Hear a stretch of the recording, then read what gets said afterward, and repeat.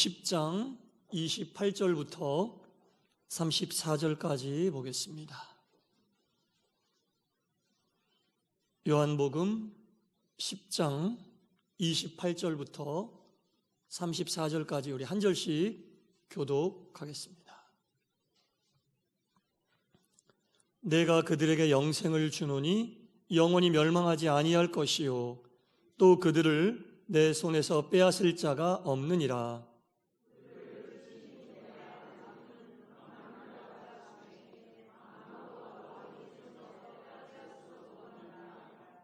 나와 아버지는 하나이니라 하신대. 예수께서 대답하시되 내가 아버지로 말미암아 여러 가지 선한 일로 너희에게 보였거늘 그 중에 어떤 일로 나를 돌로 치려 하느냐?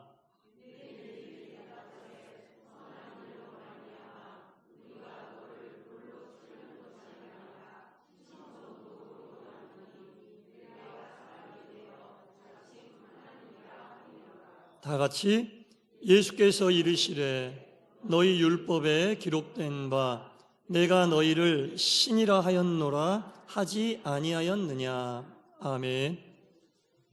주님의 평안이 여러분 모두에게 말씀을 통해 임하시기를 기원합니다. 아멘. 자, 오늘 본문 말씀을 보면요, 예수님께서 유대인들에게 영생을 소개하고 있습니다. 내가 그들에게 영생을 주노니 이 영생은 영원히 멸망하지 아니할 것이요. 예수님으로부터 받는 이 영생은 영원히 멸망하지 않는 복음이라는 겁니다. 그리고 그 영생이 주어지게 되면 아무도 그 영생을 빼앗아갈 수가 없다. 그 영생을 주신 분은 하나님 아버지신데 하나님이 어떤 분이냐? 만물보다 큰 분이다. 만물보다 큰 분이신 하나님이 주신 영생은 아무도 빼앗아갈 수 없다. 이렇게 예수님이 유대인들에게 복음을 선포하신 후에 나와 내 아버지 하나님은 하나다. 하나님과 예수님은 하나다라고 본인을 소개하고 있습니다. 참 놀라운 말씀 아닙니까, 여러분? 이 놀라운 영생의 말씀을 선포하시고 난 후에 나는 하나님으로부터 보냄을 받은 종이고 그분은 내 아버지고 나는 그분의 아들이며 그분과 나는 하나다 라고 엄청난 이 복음의 이야기를 들었는데, 이 복음의 이야기를 들은 이후에 이 유대인들의 반응을 보면 이 예수님을 하나님의 아들로 영접하고 그분이 주신 복음을 받아들이게 된다면 할렐루야 감사합니다. 제가 이제 이 복음을 붙잡고 살아가겠습니다. 이제 이 땅에서 죽어도 나는 영생이 허락되었으니 너무나 하나님께 감사와 영광을 돌립니다. 이렇게 이야기해야 되는 게 맞는 것 같은데, 더구나 이 이야기를 듣고 있었던 유대인이 누굽니까? 하나님의 선민이고 말씀에 대해서는 전문가라고 스스로 인정하고 말씀에 정통하다고 스스로 생각하고 있는 그런 사람들인데, 예수님께서 말씀을 인용하여 주신 이 말씀조차도 받아들이지 못할 뿐더러 바로 돌을 들어 그 말씀을 전하고 있는 예수님을 돌로 쳐서 죽이려 하고 있는 장면이 오늘 본문에 나오고 있습니다. 이 유대인들이 생각할 때는요, 예수님이 주신 이 말씀이 믿겨지지 않을 뿐더러 하나님과 본인을 하나라고 이야기하고 있는 이 예수님을 신성을 모독하고 있는, 신성 모독죄를 저지르고 있는 죄인이라고 생각하고 있는 거예요. 하나님과 본인을 하나다라고 이야기하고 있는 이 예수님의 말씀을 받아들이지 못하고 신성을 모독하고 있다는 그 이유로 돌을 들어 예수님을 치려하고 있는 장면이 오늘 본문에 나오고 있습니다. 예수님이 그냥 내가 하나님의 아들이고 하나님과 내가 하나다라고 이야기한 게 아니거든요. 예수님은 분명히 말씀을 통해서 말씀을 인용하여 본인을 설명하고 있고 소개하고 있습니다. 더군다나 돌을 들어 자신을 치려고 하는 이 유대인들에게 한 번 더 말씀하시는 거예요. 뭐라고 말씀하십니까? 20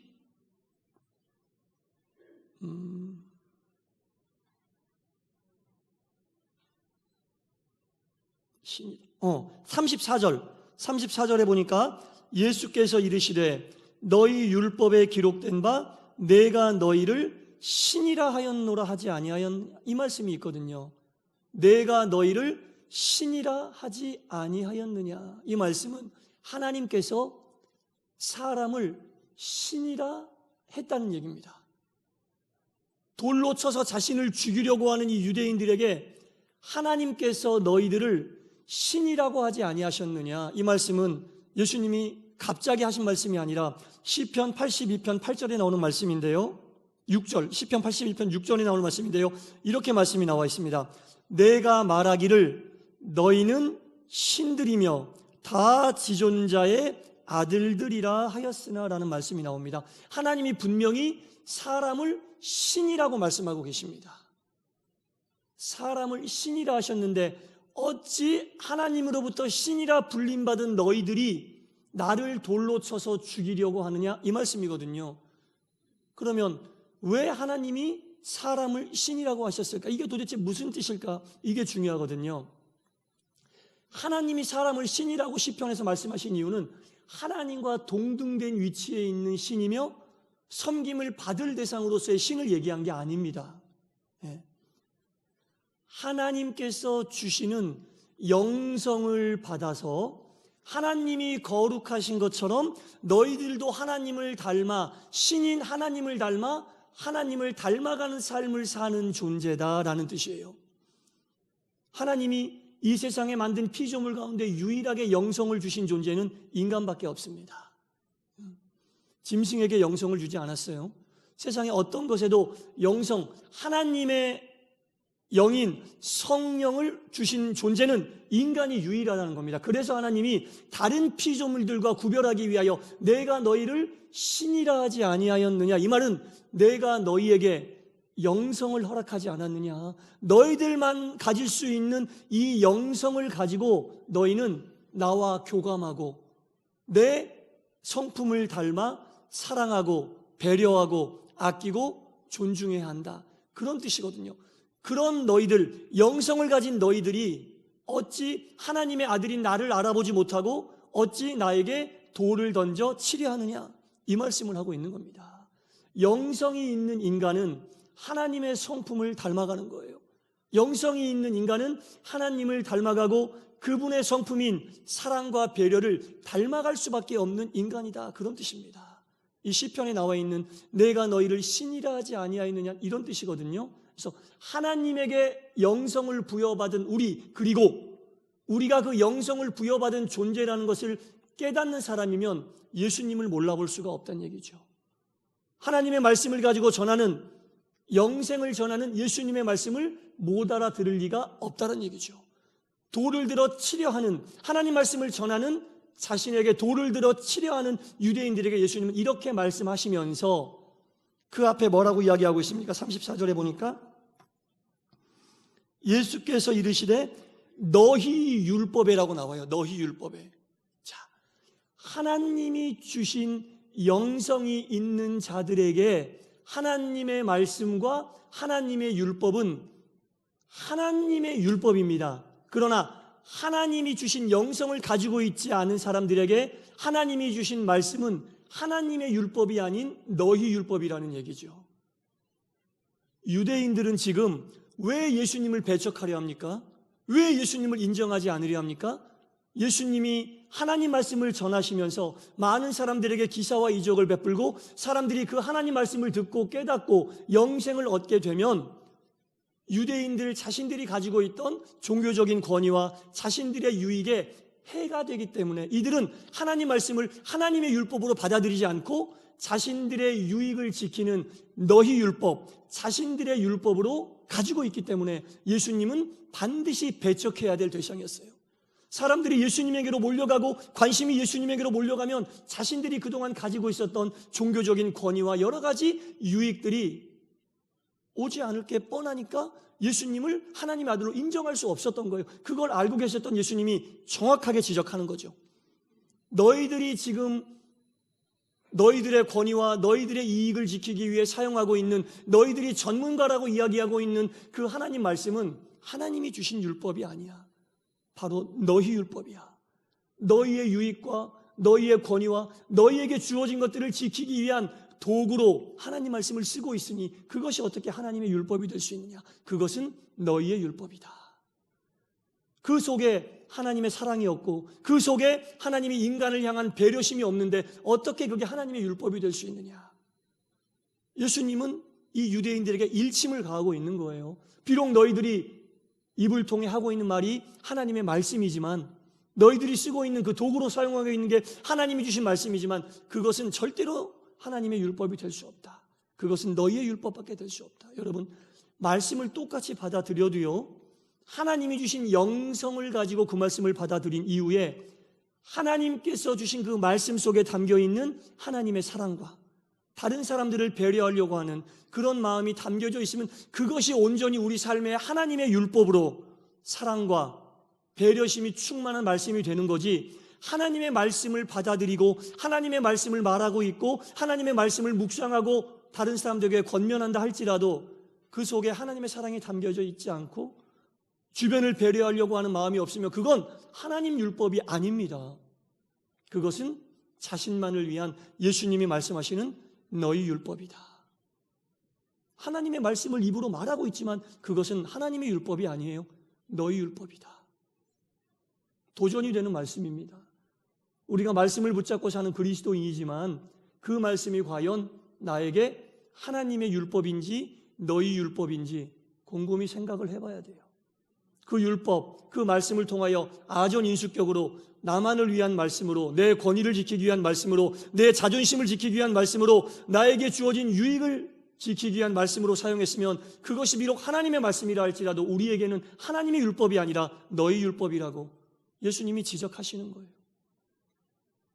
하지만 그 속에 내가 받아들인 하나님의 말씀 속에 하나님의 사랑이 담겨 있고 주변을 바라보면서 주변을 배려하고 마치 하나님께서 예수님을 이 땅에 보내셔서 십자가에 달려 돌아가게 하심으로 예수님의 십자가보다 더 큰 하나님의 사랑이 어디 있습니까?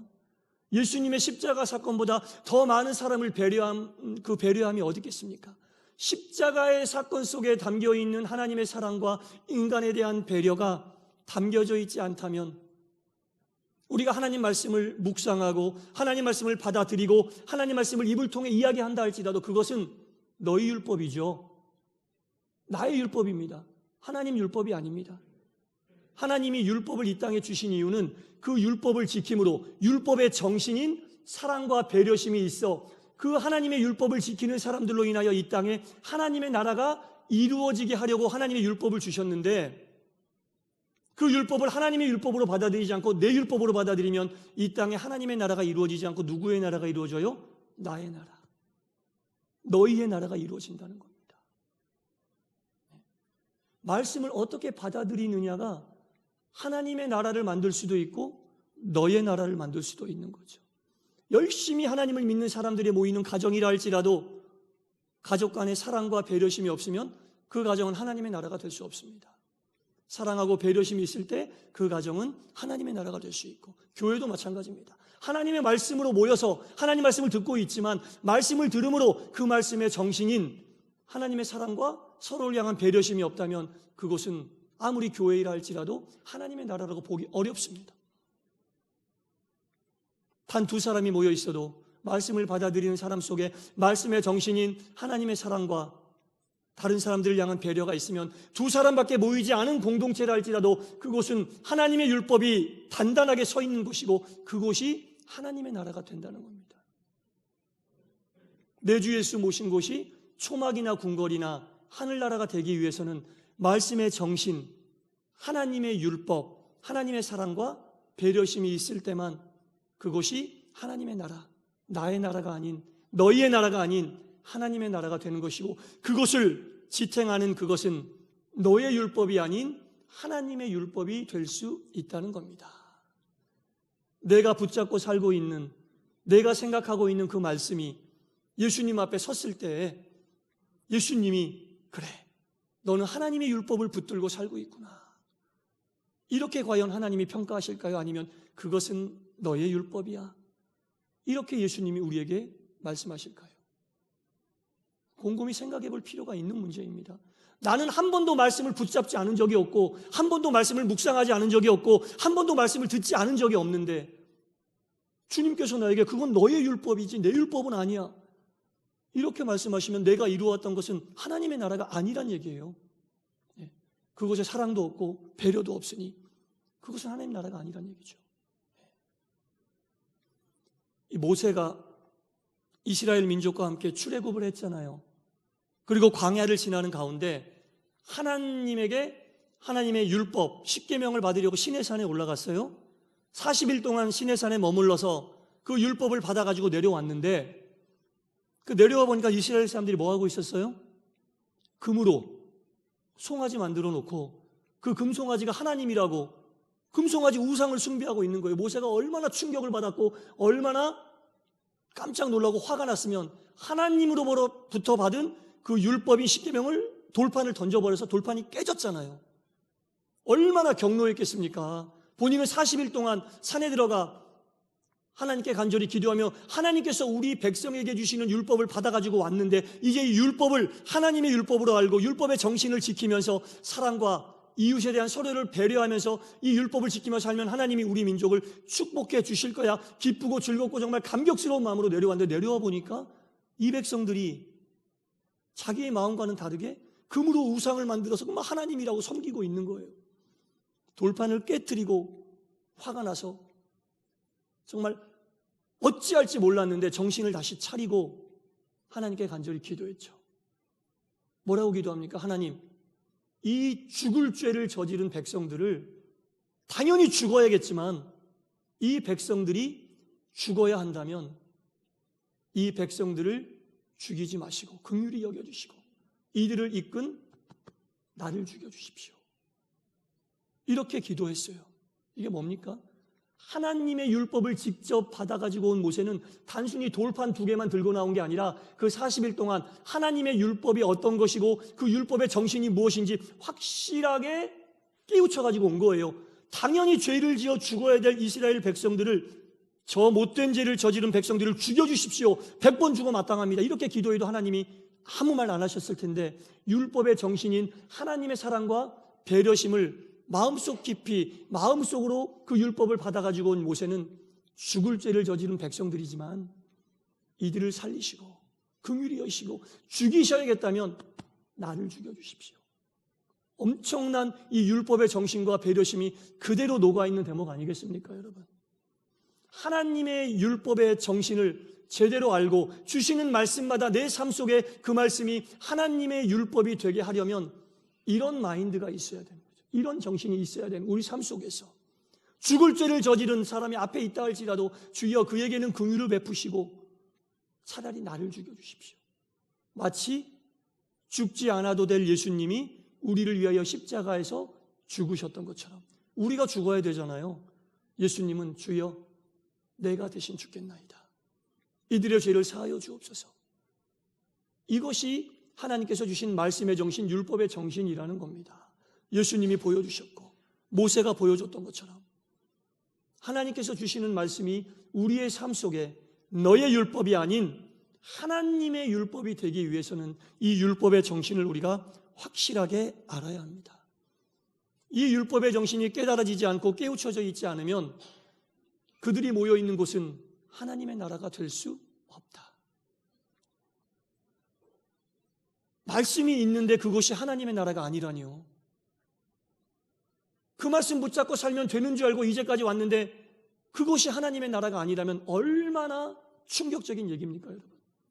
말씀이 없어서가 아니라 말씀을 하나님의 율법으로 받아들였느냐, 너의 율법으로 받아들였느냐, 말씀을 나만을 위한, 내 것을 지키기 위한, 마치 이 유대인들처럼 종교적인 권위와 경제적인 유익과 여러 가지 것들을 오직 나에게만 포커스를 맞추고 말씀을 이용하고 그 말씀을 나의 율법으로 사용하는 이런 잘못된 일은 없어야 됩니다.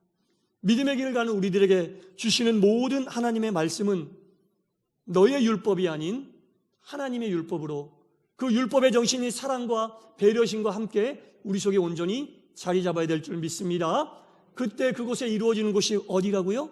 하나님의 나라. 나의 나라, 너의 나라가 아닌 하나님의 사랑과 하나님의 배려심이 충만한 하나님의 나라가 될 수 있습니다. 이 하나님의 나라가 여러분들 개인과 여러분들의 가정과 여러분들의 직장과 여러분들의 사업장과 범사위에 온전히 이루어지시기를 주 예수의 이름으로 간절히 축원합니다. 기도하겠습니다. 주여, 우리는 모두 하나님의 말씀을 받아 그 법을 따르고 하나님의 나라를 추구하는 그리스도인들입니다. 그러나 우리가 추구하는 천국을 이루기 위하여는 우리에게 주시는 말씀이 하나님의 율법이 되어야 합니다.